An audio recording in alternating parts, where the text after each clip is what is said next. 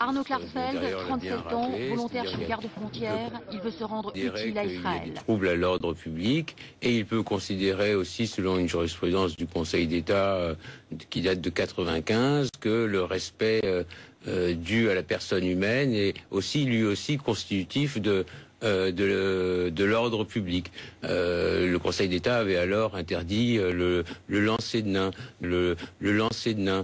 D'autre part... Attendez, on fait donc référence à l'interdiction d'un spectacle de lancer de nains. Oui. C'est la même chose, les spectacles de Dieudonné? Mais c'était une atteinte à la dignité de la personne humaine. Et le ministre rajoute que il y a dans les spectacles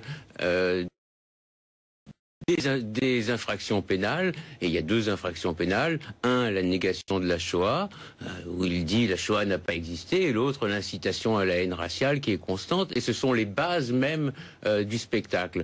Donc, le ministère de l'Intérieur rappelle que la liberté d'expression est le principe, mais qu'elle connaît des exceptions. Et selon le climat, le préfet a la latitude de prendre des mesures d'interdiction. Et je crois que pour Nantes, une mesure d'interdiction sera prise. C'est-à-dire, on est à un moment décisif. C'est comme Bayard devant son pont, eh bien, il dit là, l'État est comme Bayard devant son pont en disant l'antisémitisme, le racisme, l'appel à la haine raciale ne passera pas. Et la démocratie doit se défendre contre des gens qui utilisent les armes démocratiques pour la déstabiliser en appelant à la haine raciale et à l'antisémitisme. Jean-Marc Ayrault n'a aucun doute, l'ancien maire de Nantes, aujourd'hui Premier ministre, n'a aucun doute de l'annulation de ce spectacle dans sa ville.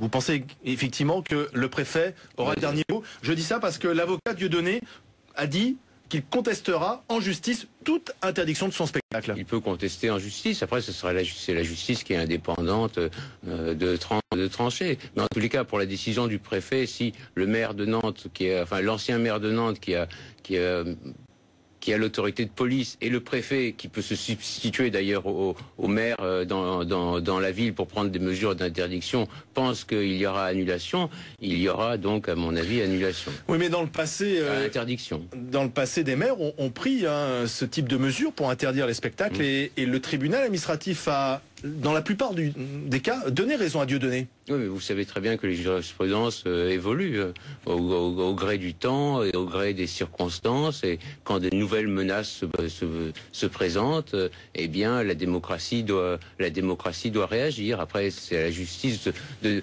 dire. On verra si, pour l'image de la France, vous vous rendez compte quand même la honte que c'est d'avoir quelques milliers de spectateurs qui rigolent quand on dit ah, la Shoah n'a pas existé, Shoah ananas, c'est dommage que M. Cohen n'ait pas péri dans les chambres à gaz. Bon, les spectacles de Dieudonné, c'est honteux pour l'image de la France? Ah oui, c'est honteux pour l'image de la France. C'est qu'un antisémite haineux, nauséabond existe, c'est pas honteux, il y en a partout. Mais que des salles avec des milliers de personnes rigolent à ces évocations, à ces insultes, oui, c'est honteux pour l'image de la France. Donc c'est pour ça que ce sera, à mon avis, interdit. Il essaye de fédérer, et il fédère d'ailleurs. Que faites-vous de tous ceux qui viennent l'applaudir et qui disent, quand on les interroge, mais on vient rire, applaudir un humoriste? C'est pas vrai. Des gens rigolaient d'ailleurs pour les discours d'Hitler. Je ne compare pas Hitler à Dieudonné, mais les discours sont exactement les mêmes. Ce sont les Juifs dominent le monde, toutes les guerres sont fomentées par les Juifs, et à cela il rajoute la Shoah n'a pas existé, et dommage que tel ou tel n'ait pas péri dans les chambres à gaz. Ce ne sont pas des spectacles, ce sont des meetings politiques antisémites. Ça peut pas perdurer en France. Ou alors la France n'est plus la France qu'on aime. Voilà. Est-ce que c'est finalement la bonne réponse à apporter à Dieudonné et à ses spectacles? Vous faites ce soir une pub d'enfer pour ces spectacles. Et si jamais ils ne sont pas interdits par les préfets, il y aura peut-être encore plus de monde que prévu? C'est de ne rien faire. Il faut, en général, quand une menace se présente, il faut agir. Je crois que c'est depuis une vraie menace. C'est une vraie menace historique, quand il y a le tyrannosaure n'existait plus, mais quand le tigre à dents de sabre se présentait, il valait mieux agir que rester devant le tigre à dents de sabre. Et le tyrannosaure n'existait plus, mais quand le le tigre à dents de sabre se présentait, il valait mieux agir que rester devant le tigre à dents de sabre. Et attendez, c'est-à-dire que Dieudonné aujourd'hui il menace sa société. L'antisémitisme et la haine raciale et le tigre est un tigre à dents de sabre. Bien sûr, mais Dieudonné, j'aime bien les animaux. Mais Dieudonné, c'est une menace pour notre société. Oui, l'antisémitisme, le racisme sont des menaces pour une société, d'autant plus qu'une société est en crise, d'autant plus qu'il y a un noyau d'extrême droite qui est actif, il y a des islamistes qui sont actifs, et il y a une ultra-gauche qui est aussi antisémite. Vous-même, vous avez été menacé, pour reprendre ce mot, par Dieudonné sur Internet.